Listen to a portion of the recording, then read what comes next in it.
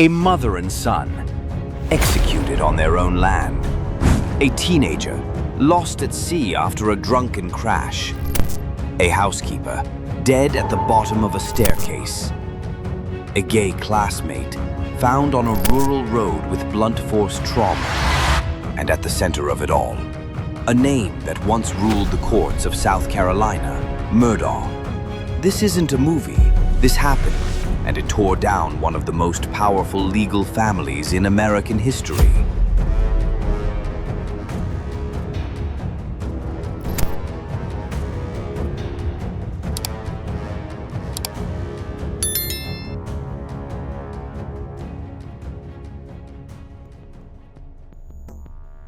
This is not just another true crime documentary.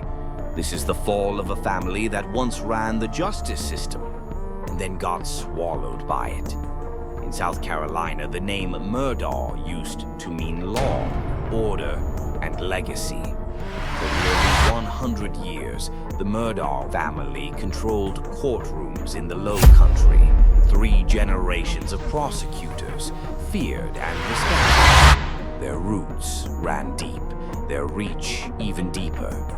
In this corner of the South, if the Murdaughs wanted something, they got it. At the center of it all was Alec Murdaugh, wealthy, connected, untouchable. A high-powered attorney who inherited a name soaked in influence and eventually in blood. On September 4th, 2021, the legacy shattered. Alec called 911. He'd been shot in the head while changing a tire. A drive-by, he said, but the truth unraveled fast. Just 12 days later, Alec admitted he staged the entire thing, hiring a distant cousin and former client, Curtis Smith, to shoot him. Why? To make his death look like murder, so his surviving son could collect a $10 million life insurance payout. From that moment, everything spiraled. The staged suicide wasn't just a bizarre twist. It was a red flag.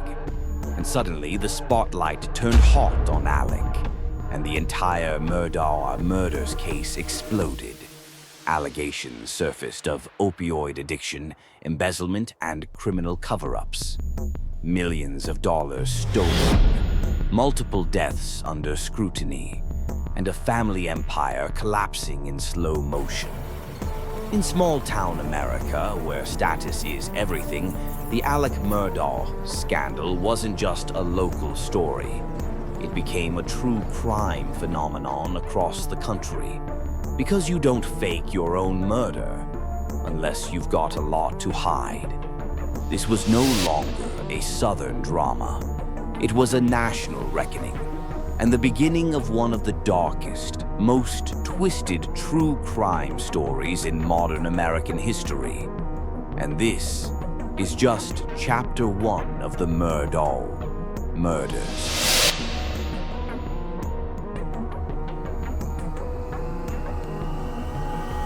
There's 6 of us, and 1 is missing. The voice on the 911 call was shaky, urgent. It was a teenager, wet, bloody, and standing under a bridge at 2:20 a.m. And the girl who vanished into the cold, black water was Mallory Beach, 19 years old.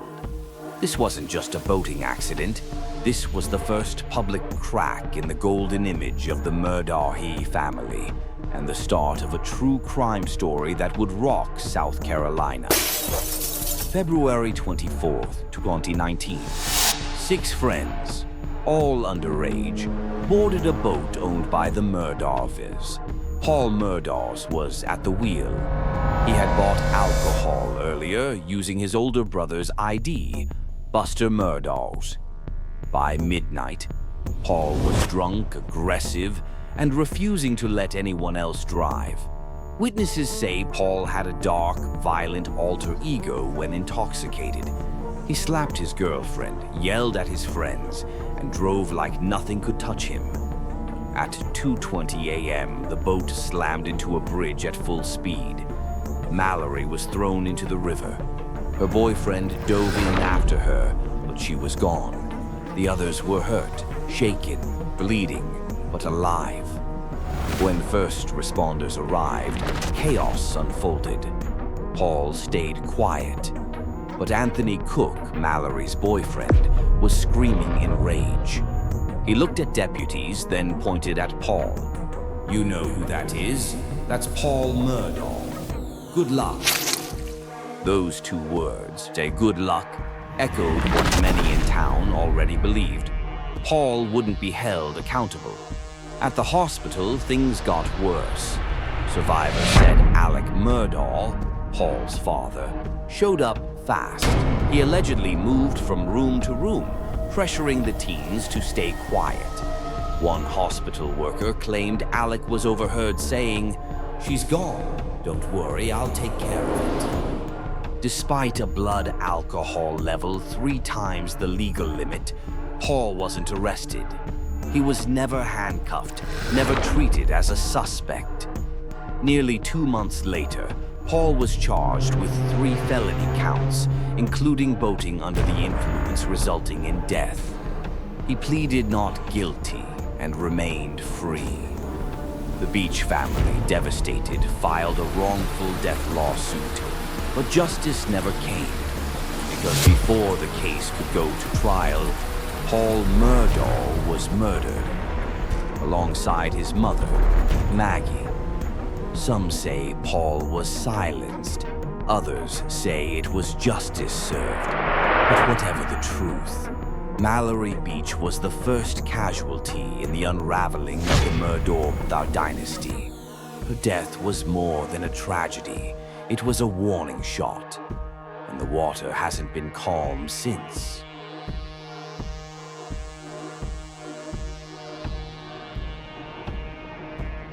My wife and son have been shot badly.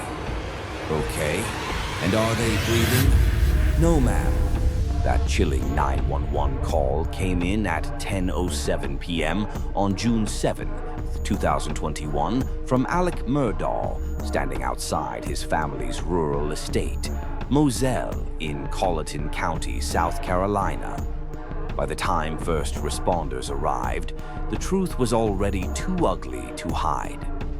52-year-old Maggie Murdaugh and her 22-year-old son Paul were both dead, their bodies found near the dog kennels on the property. Paul had been shot with a shotgun at close range. Maggie had been hit with what appeared to be a semi-automatic rifle, possibly an AR-15. They weren't just killed, they were executed. The Moselle estate had once been the family's sanctuary, a 1,700-acre spread of wooded land, hunting trails, and isolation. Now, it was a double homicide crime scene. And the suspect? No one. At least, not officially.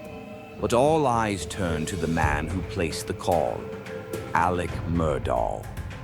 He told police he'd been visiting his dying father at the hospital that evening and returned home to discover the bodies. But that alibi quickly raised questions. There were no signs of forced entry, no witnesses, and, mysteriously, 2 different firearms used in the killings. Who brings 2 weapons to a murder, unless they know the layout? As investigators combed the scene, public speculation exploded.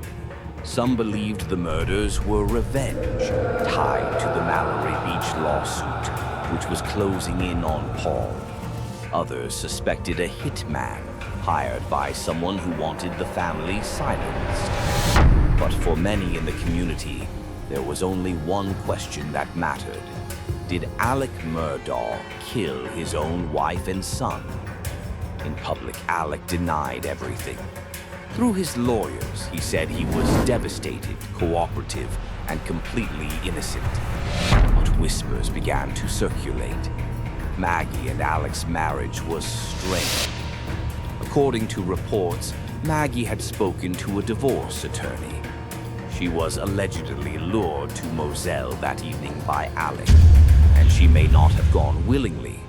Meanwhile, investigators from SLED, South Carolina's top law enforcement agency, began connecting dots. The killings weren't isolated. They were part of a growing web of financial fraud, addiction, and decades-long privilege that surrounded the Murdaugh name. At the center of that web, Alec. In Hampton County, the shock didn't just hit the news, it hit the pews. Churchgoers whispered, neighbors double-locked their doors, and for the first time in 100 years, the name Murdaugh wasn't spoken with reverence, but with fear. 2 family members shot to death, no arrests, and a grieving husband, who was now the only one left standing. Was he a victim, or the last man holding the gun? Blood had been spilled at Moselle, but justice? That was the only thing that didn't leave a trace. It was earlier tonight. I don't know the exact time, but Okay. I left. I was probably gone an hour and a half from my mom's, and I saw them about 45 minutes before that. Okay. I rode around with Paul for 2 hours this afternoon in the pickup truck. That's your son, Paul? Okay. Somebody going to check them? Yes, sir. They've already checked them. They did check them? Yes, sir. This is official that they're dead? Yes, sir. That's what it looks like. I'm sorry. No. You're fine.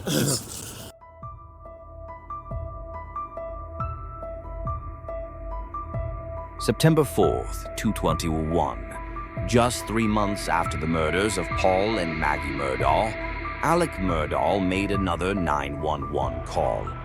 Someone stopped to help me with a flat tire, and they shot me in the head.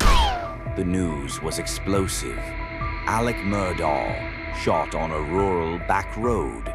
The narrative? A possible hitman, maybe even connected to his family's murder. But that theory didn't last long, because within days, the entire story unraveled. Investigators discovered that Alec wasn't the victim of an ambush. He was the architect of his own staged suicide. The man who allegedly pulled the trigger? Curtis Eddie Smith, a former client, distant cousin, and local handyman. According to police, Alec hired Curtis to shoot him in hopes that it would look like a murder and allow his surviving son, Buster, to collect on a $10 million life insurance policy. But the plan didn't go as expected. Curtis later claimed he couldn't go through with it, that Alec handed him the gun and turned away. The gun went off during a struggle, grazing Alec's head. Curtis fled the scene and Alec called 911 himself. This wasn't a random attack. It was desperation, and the first clear sign that Alec's carefully constructed life was falling apart. Just days later, Alec issued a public statement. "I have made a lot of decisions that I truly regret." He then resigned from his law firm, or rather was forced out, after partners discovered he had allegedly stolen millions from the firm's clients and accounts. The image of Alec Murdaugh, respected lawyer, grieving father, shattered overnight. Behind it, investigators uncovered a storm of financial fraud, drug abuse, and legal manipulation. Alec admitted to battling a 20-year opioid addiction, one that no one close to him had ever mentioned. He checked into rehab in Florida, but even from there, the indictments kept coming. Authorities filed charges for insurance fraud, conspiracy to commit insurance fraud, filing a false police report, and eventually over 100 financial crimes. But what made it worse wasn't just the crimes. It was how long they had been going on. Clients missing trust fund money, settlements never delivered. Even the family of Gloria Satterfield, the Murdaugh's longtime housekeeper who died in their home, had been allegedly defrauded out of $4.3 million in insurance money. The cracks weren't new. They had been painted over for decades, and now the paint was peeling fast. The power the Murdaughs once held in South Carolina's Lowcountry, in courtrooms, police departments, banks, was collapsing in real time with Alec at the center of it all. He built a kingdom on fear, favors, and falsehoods. Now, Alec Murdaugh stood alone. No wife, no son, no law firm, no mask. Just a man surrounded by ruin and haunted by every lie he ever told. But was this the end of Alec Murdaugh's story, or just the beginning of his reckoning? Because soon the courtroom lights would turn on, and this time he wouldn't be the one in charge.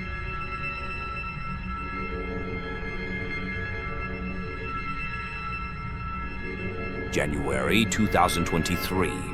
More than a year after the murders of Paul and Maggie Murdaugh, the man once seen as the face of low-country law walked into a courtroom as the accused killer. Alec Murdaugh, disbarred, disgraced, and no longer untouchable, was now the defendant in one of the most watched true crime trials in modern American history. The charge, 2 counts of murder.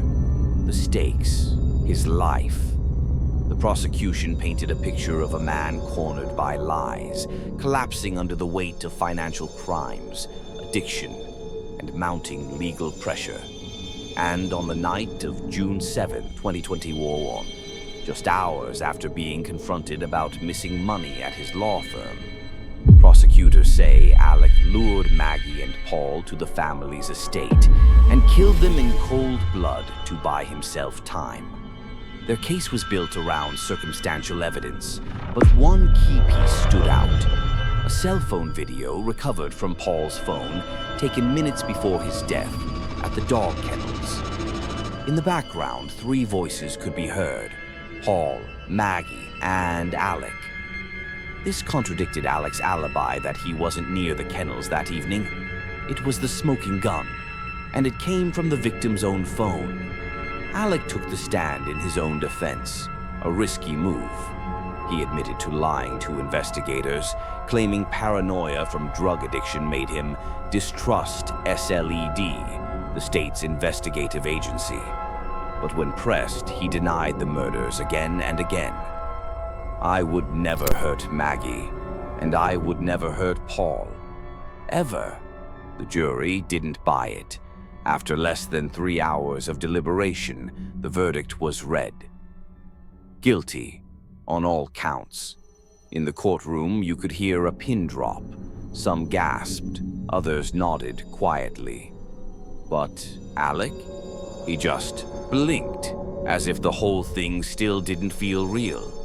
The man who had once controlled courtrooms, police departments, and public opinion was now led away in handcuffs.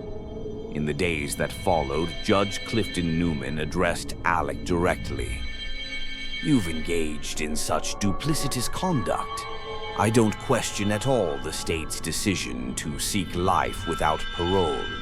Alec Murdaugh was sentenced to 2 consecutive life sentences. But even now, questions remain. Some still wonder whether justice was truly served, or whether decades of unchecked power allowed greater crimes to remain hidden. What about the death of Stephen Smith, or the housekeeper Gloria Satterfield, or the millions still unaccounted for?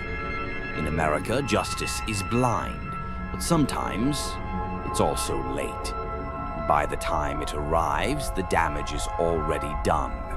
The Murdaugh name once stood for law, legacy, and loyalty.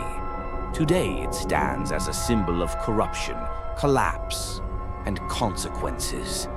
In the end, the Murdaughs didn't just lose their legacy, they lost the illusion that it ever meant anything. Thanks for watching. If you enjoyed this video, don't forget to like and subscribe. I look forward to seeing you in the next one.